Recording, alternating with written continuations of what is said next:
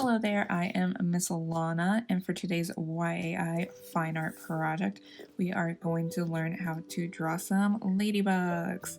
Ladybugs are pretty cute in my opinion. I think they're very interesting. Bugs have a lot of different body parts to them, so today we are going to learn what those body parts are, and we're going to learn how to draw them. And we're going to draw it in two different styles, a more simplistic way and a more detailed / accurate way, but we are going to learn our parts, learn two different styles, and then compare and contrast them at the end. So I'm going to list our materials and then we will get started. Okay, so the materials we need for today's project is a piece of paper. I have some sketch paper here with me. I also have a pencil. I am using a mechanical pencil. You want to make sure you have a good eraser, and then optional at the end, if you want to outline your drawing, grab a marker as well. So now we are going to learn about the different parts of our project before we get started. So here is the list of materials for today's project. Okay, so before we get started with our drawing, we are actually going to learn some of the parts of a ladybug. So up first is the antennae, which is plural for antenna. And then we have the head, and on top of the head are the eyes. And then protecting the neck and the head is the pronotum, which is kind of just like a part of the shell that goes in between the head and the body. And then underneath we have the legs. There are 3 on each side. And then we have the elytra, which is the protective shell of the ladybug that protects the wings underneath it. And then finally we have the spots. So ladybugs have spots all over them and they are symmetrical on each wing. So now we've had time to look at our reference photo and to analyze it. We have learned the parts of a ladybug, and then this is going to help us while we are working on our drawing. Alright, so the first thing I'm going to do is I'm going to fold my piece of paper in half. We are going to draw one realistic ladybug, and we're going to draw one kind of more simple cartoony ladybug. So doing this is just going to help us divide our paper up for which one is which. Alright, so I have my piece of paper here ready with me, and I have my pencil. I am going to pick one side of my paper first, and I'm going to work on this left-hand side, and I'm going to start off with the more kind of simple cartoony version of a ladybug. So the way we're going to start that off is by drawing a circle. So what I like to do for a circle is I started off really sketchy. I use really light, short pencil strokes, and I kind of just keep doing that and going back and forth until I've gotten kind of a circular shape that I like. If you aren't really good at drawing circles, you can always find an object around you that's circular to trace as well. And then I kind of just erase these parts. So once I have my circle done, now we are going to draw a line going down the center. And this doesn't have to be a perfect line at all. I just do that light kind of sketchy marks again to make my line somewhat even. And then we are going to do a half circle, and that's going to go up here. Mine's kind of big, so I have that. I am going to draw 2 smaller circles on it, give our ladybug some eyes, and then some spirals coming out of it for the antenna, right? We learned what those are. So it's got some cute little curly antenna on top of it. And now we can start adding some spots to our ladybug. So we learned that ladybugs have even spots on them. So if it's on one side, it's going to be on the other. So we're going to draw that on this one. So my suggestion is that you come up with a design on one side and complete that one side, and then move on to your other side. So I am doing 3 dots on that side, and then while I'm working on this side, I'm kind of looking back and forth between the two sides where everything was set up and what sizes they were, so then I can try and keep these as even as I possibly can. If they're a little off from each other, that's perfectly fine. So now I have the spots, I have the head, the antenna, the eyes. What's next? Some feet. So we're going to do some really easy, simple little lines coming off the side. 3 on each side. So we have 3 spots, 3 legs, and then that is it for our more simplistic ladybug. So now that we've learned this version, we kind of learned that it's made up of mostly circles and some lines. So now we are going to use these skills that we learned on this version and apply it to our next version. So we're going to have this one off on the side. We're going to keep looking at it kind of as our basis of what to draw, but we're just going to make it a little more detailed and a little more accurate in this version. So for this one, our ladybug isn't going to be a perfect circle like this one. We're actually going to do more of an oval for this side. So I am going to do it at a kind of slanted angle too. It's not going to be dead in the center like that version was. And I do the same technique for ovals as I do with circles. I just kind of keep doing those short pencil strokes until I kind of get the shape that I want. And then I erase anything that I don't want with my lines. So once I have that base set up of my oval, which was our circle on this one, we're going to start and work on our head. So this one also has a head, but it's not going to be quite as big as that one. It's going to be much smaller actually. So I'm doing another half circle up here, but it's going to be a lot smaller than our body. And then this one is actually going to have another half circle underneath that one inside of the body. And then this one, make sure that you make this half circle, this line, bigger than the actual size of the head. So now we're going back like we did with our first one. We are going to divide it in half. But for this one, instead of doing a perfect straight line, what we're going to do is kind of follow this curvature line we have of our oval and have that go down from our top to our bottom, from one point to the other. So you can see how it is curved, and that just kind of helps bring in a little more of that detail, that realism, rather than it being a straight line. It looks a little more realistic. It looks more like it's actually curved. So after that, we are going to start working more on the details of our head. So on this one, we saw we had 2 little dot eyes and some curly Q antenna. We're going to be a little bit more accurate, like our reference picture on this one. So instead of the cute little dot eyes, we are going to add some more half circles. So these are going to be on the side, on top of that half circle we already did. So it looks like they're 3D, right?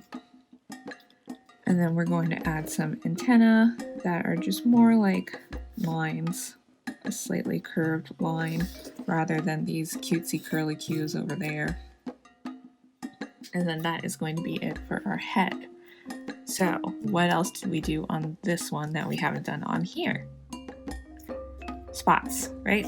So now we can go back in.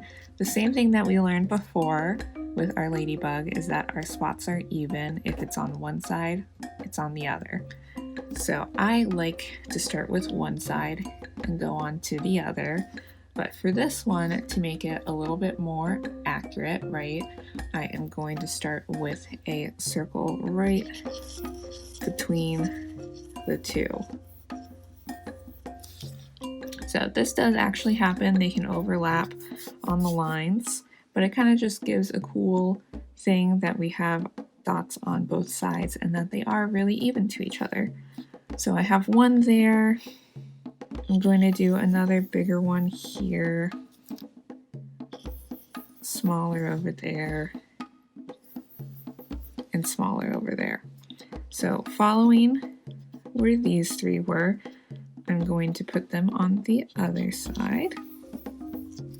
And since this is a curved shape, it is not going to be directly where it is. It's going to be slightly curved, right? So this is actually going to be a little bit more towards this edge, and this one a little bit more towards that edge. And I am going to go and color it very lightly in so we know that these are the spots.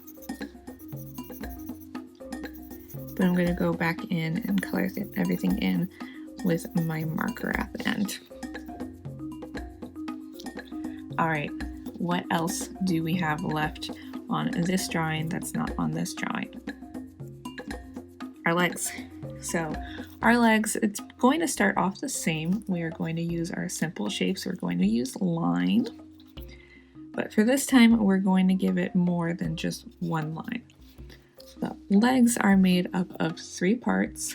So I am going to do one line right there, another line, and then one more. So it's going to be on both sides. It's got 1, 2, 3 parts, and then they're going to have 3 on each side, just like how this one did too. So 1, 2, 3, 1, 2, 3. They're going to be a little bit shorter on this side because of the curve. We won't see it quite as much. And now we're just going to kind of take it up one more level and beef up these legs a little bit so they're not scrawny sticks. What I'm going to do is I'm going to start from the point that it's touching the shell or the wings to the point that it's touching the next joint, and I'm going to do kind of a half circle like we did over here or for the eyes. I'm going to do it on that one too, but I'm going to leave the little foot alone. So this side and that one, a bump and a bump, 1 bump, 2, 1, 2, 1, 2. So now it kind of looks like a little bit more thicker legs, not little sticks. You can actually walk around on these legs. And then we have one more final touch, and that is going to be down here. So we're going to erase some of this point at the bottom because it's not a perfect circle, right? These are the shell, and then underneath are the wings. So to allude that we have that underneath, we are going to draw a triangle and then connect back to that circle part, and then draw a smaller kind of half circle right underneath it. So now it looks more like this is the shell and there's something hiding underneath it versus this that is very circular and very perfect, right? So that is it for our 2 drawings. Now you can go in and color it or outline it with a marker if you'd like. I am going to outline mine and then we are going to compare our drawings.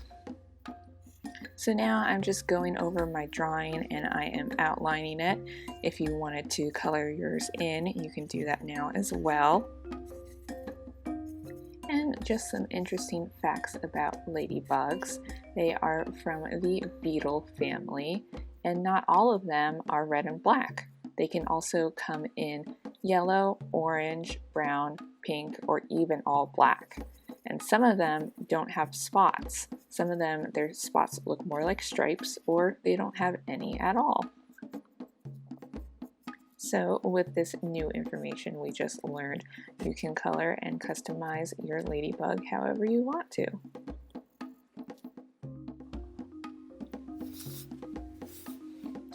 Alright, so I have outlined my drawing so it's a little bit easier to look at it.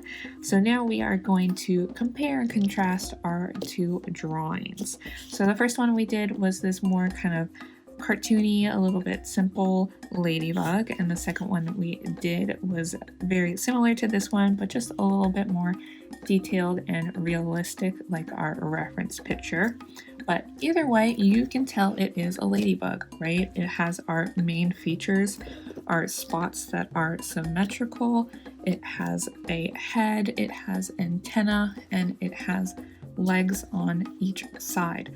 So either way, no matter how you draw either of these, it is going to look like exactly what it is. So this just really shows that your own personal style and your own skill levels of art, as long as it is still referencing a photo, an image, or some kind of inspiration, you will still achieve what you're trying to do. In this case, draw a ladybug. So I want to thank you guys for joining me with this fun drawing. We are going to do another one of these next time, learn a different type of bug, and also do it in a more simple and a more detailed type of way. But I hope you enjoyed it, I hope you learned, and I will see you next time for our next video. Bye!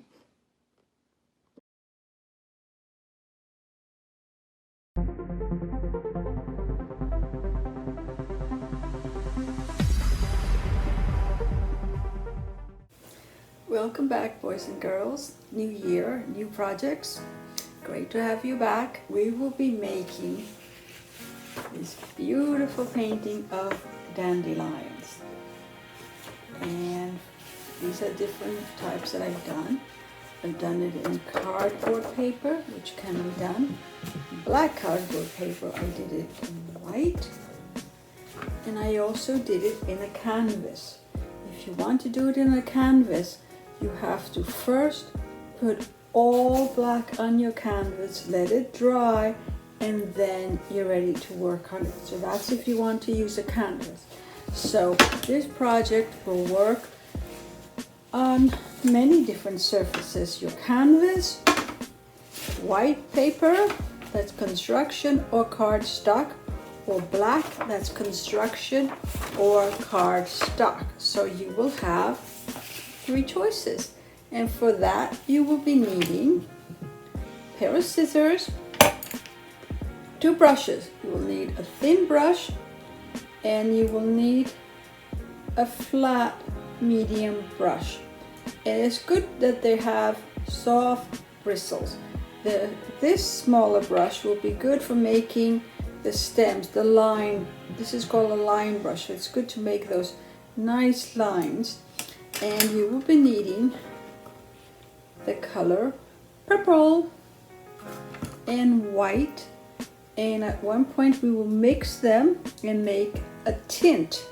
A tint is your color, which in this case will be purple, and you mix it with white and you get a very light purple, like a light lilac. The more color you put in there, the darker your tint. When you add black, that's when you make a shade, but we're working with tints. And we will need a green. You can use a light green. If you don't have light green, again, you make your own. You use white and your dark green, or whatever color green you have, mix it and you can get a nice pastel color. So don't worry if you don't have this exact color, you make your own, which is really good. You will need, guess what? A toilet paper roll. At the end, when you have all the papers used, you need that roll. Okay? We will need a Sharpie, and it'll be good to have, again, your trusty palette. Okay, so those are the things we're going to need. Again, we're going to be working with tints. Tints is the light version of your color when you mix it with a white. So we're going to be making tints to create this dandelion, and I'm going to show it up very close so you can see.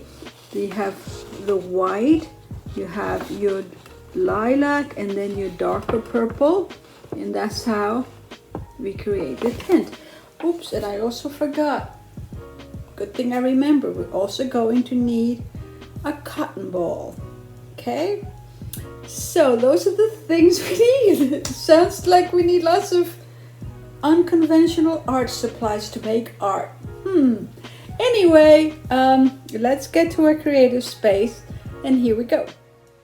Take your canvas or your paper of choice and put it vertically over your protective surface, and take your roll, and now with your Sharpie you're going to draw a line at the center of the roll, which will serve as your guide as to where you're going to cut.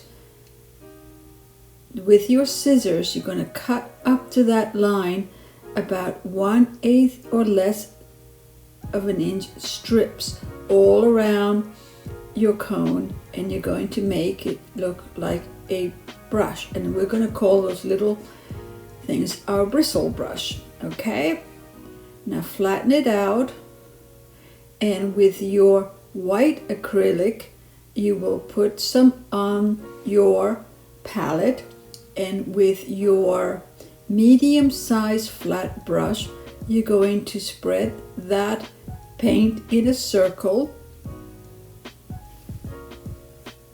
Now that you have created a nice round surface, you're going to take your new created brush, your bristle cone brush, and dip it over that white paint. Make sure you have plenty of your paint on your bristles. If you don't, you can always add a bit more and do the same thing by spreading it out in a circle. After you've done that, take your brush and dab it over where you want your first dandelion to be. Make sure you have enough paint again, and if not, put some more, and again do more dabbing where you want your second to be.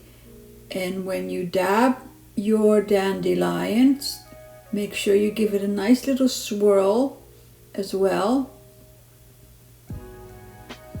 And I've done a third dandelion, which is slightly off the canvas to make a good composition. And I make sure I have enough white paint. Now we're ready to make our tint, and with our purple we're going to put a tiny little drop on our white mix. Mix that with your medium-sized brush, mix it really well, and you see you'll get a nice lilac color, which is what we want as our middle tint. We're going from white to lilac to slightly darker purple. After you've made your circle, take your cone and dip it into your mixture and just stomp it over your dandelions.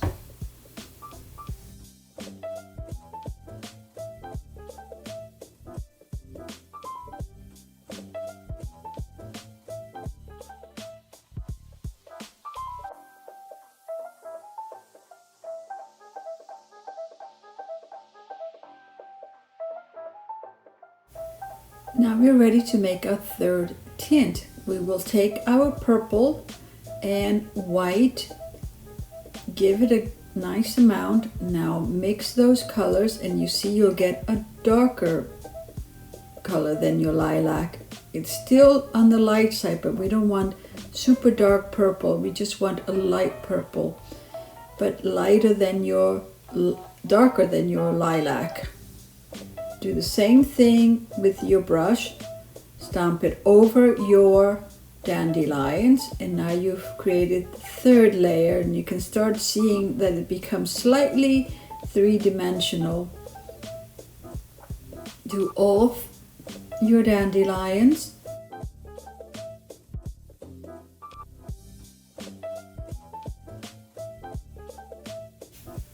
Now you will take your medium-sized flat brush, dip it a little bit into your mix. Do not soak the brush, and just dab it slightly at the center of your dandelions.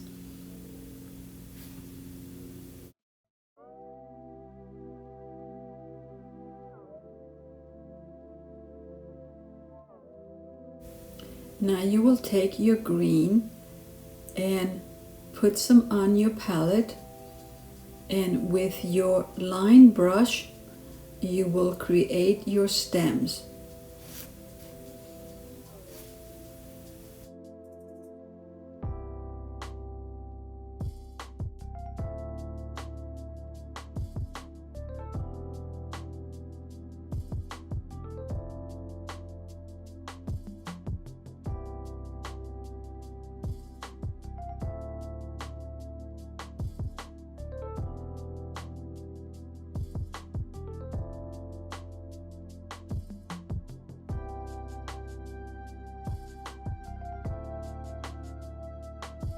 I am adding a leaf on mine.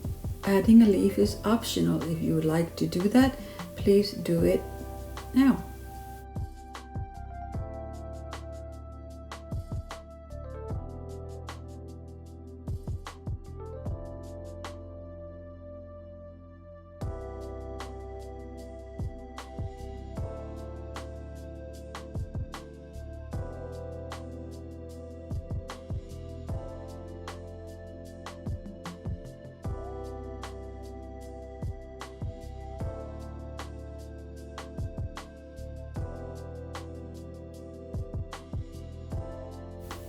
Now we're going to take our cotton ball and just slightly dip it into our mixture. And if you have too much, take it off. Just slightly, little bit of paint on your cotton ball and dab it on the inside of your dandelions, creating like a slightly dusty effect, and around the edges of your dandelion, which will create like a dusty effect, as though you've blown your dandelion and some of the dust is coming off. And once we have done that, we have pretty much finished our beautiful painting, and you can put your name on it, and it's a lovely painting that you can put on your wall. We have created dandelions using our 3 tints.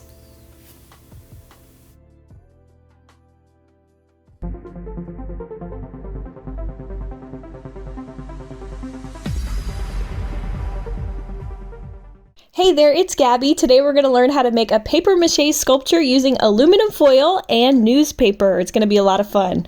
All you need to get started is some newspaper, scissors, Sharpie, glue, a little piece of cardboard, a stapler, a small cup of water, and aluminum foil.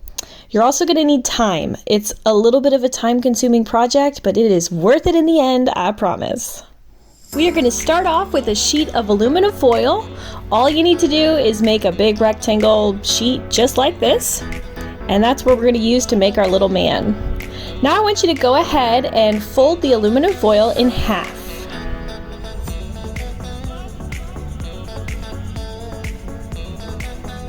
Once you have that, you can go ahead and pick up your Sharpie, and we're going to make a line right down the middle, and notice I'm leaving a little space below that folded line that I made. So each side, that's going to be where our leg is going to go.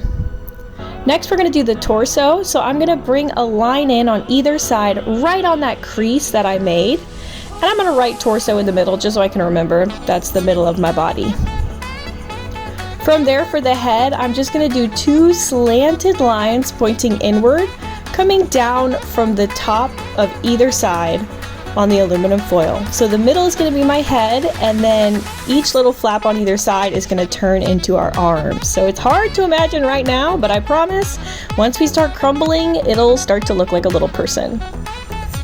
Once you have your lines around where I have them, you can go ahead and pick up your scissors and just cut right along those lines.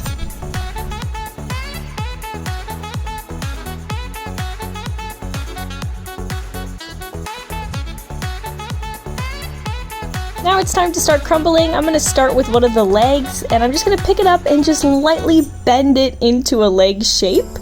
You don't want to overwork the aluminum too quickly, so you just want to keep it loose and just kind of so you can keep playing with it and molding it a little bit longer to get it to look like a person. So right now we got like a stick figure dude. And yeah, I'm just gonna play around and just try to shape those legs to look like legs and the arms to look like arms. So I have a little reference dude here just to help me with my proportions. We want to make him look like a person. So I noticed my arms were a little too long, so I just gave him a little trim. And we also need to throw on some feet. So all I did was just bend the bottom of the legs to add some little feet. Next, I tried out different poses, trying to figure out what I wanted my sculpture to look like. I considered putting him on one foot. I thought that would be fun, but I was a little nervous about him getting a little wobbly once I started the paper mache. Since it's my first time doing this, I decided to stay on the safe side and put him on 2 feet. I tried to make him look like he was like flexing or something. I don't know what I was going for, but I was trying to be creative. Also, you want to keep in mind where the joints are, like the elbow and the wrist. Just really look at the little model man when you start bending into your pose so that you can get that right so that he looks like a little person. Once you have him posed the way you want him to stay, we're going to go ahead and staple him to the piece of cardboard.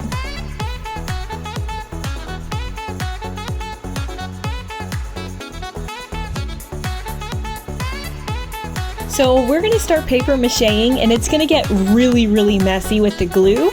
So you want to be sure to cover your area, grab your newspaper, your glue, and your cup of water.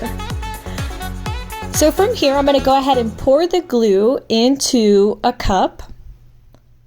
And you just want to make a lot of this mixture. I definitely didn't make enough, and I had to keep making more like every couple minutes. So just make a big cup, put a lot of glue, and then add some water.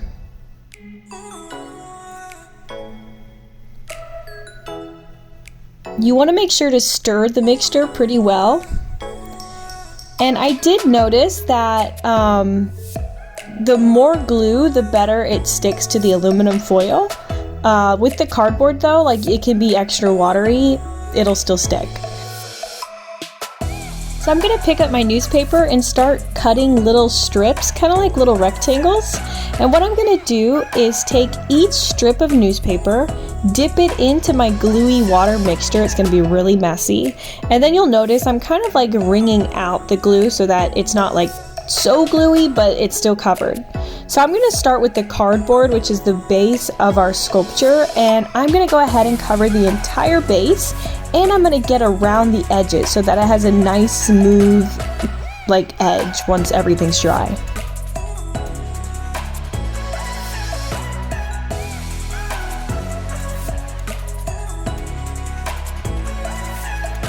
Now that I have my base covered, I'm moving on to my sculpture. So I'm starting at the base of the feet and working up to the leg. So I'm taking my pieces of rectangle newspaper and just wrapping it around, kind of like I'm making him a pair of pants. Once you get like in between the legs, what you're gonna wanna do is kind of pretend like you're putting a diaper on him and make sure that area is covered. So for the chest, you're gonna take 2 rectangle pieces and just put one piece overlapping the other, kind of like he's wearing a poncho. From there, you're going to cover up the arms, which can be a little tricky, so take your time there. Okay, now it's time for the head. What I'm going to do is take a square piece of newspaper, and I'm going to pretend like I'm covering a lollipop and just put that right over the head. I'm going to do the same thing with the hands, because those tips of the hands you can still kind of see the foil peeking through. So I'm going to take little squares and cover up the hands.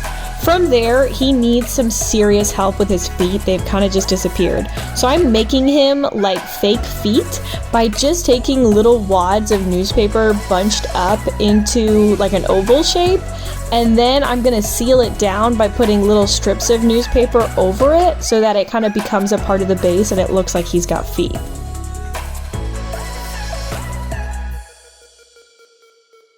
At this point, my sculpture is really gluey and he's starting to stick to the plastic I used to cover the table. So I went ahead and moved him over to a piece of glass, and I also put a jar behind him just for like a little bit of support because he was starting to get a little wobbly with all the heaviness of the glue in the newspaper. So last thing I did here was just kind of seal him with some glue. So I just took Elmer's glue in a cup and just used my fingers to kind of smooth all the little creases out as best as I could.